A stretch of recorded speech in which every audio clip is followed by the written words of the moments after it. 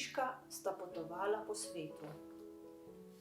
Na gozdni poti sta našla kos sira, ki ga je bil izgubil drvar. Odločila sta se, da ga razdelita na pol. Kar pričniva jesti vsak na svojem koncu, je predlagal jež. Končala bova, ko bo sira zmanjkalo.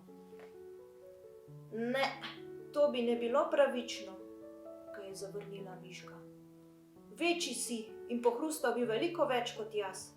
Izmisli si kaj drugega. Takrat se je za drevesa prismukala lisica. Poslušaj, tepčka, kako se prepirata, si je mislila. Če hočeta, vama jaz razdelim sir na enaka dela, je predlagala. Kako le? Je zanimalo miško. Ja, kako? Stehtala ga bom, je odločno odvrnila lisica. No, pa daj, če znaš, je zagodrnjal jež. Kaj pa zahtevaš za plačilo? Je zaskrbelo miško. Daj, no daj, je prijazno odgovorila lisica. Prav nobenega plačila nočem. Od nekud je privlekla deščico in jo na sredi podložila storžem.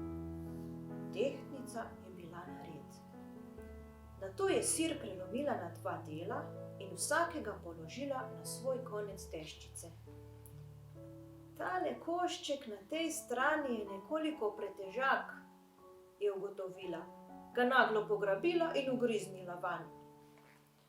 Obgrizeni košček je spet položila na deščico. Zdaj se je dvignil v zrak. Zvita lisica je tokrat odgriznila del sira na drugi strani. Potem je isto ponovila še nekajkrat.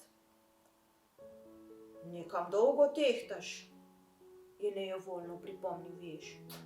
Pohiti vendar, je bila nestrpna tudi miška. Sita sva že čakanja. Ja, čakanje vaju je nasitilo, jo je nagajivo pogledala lisica.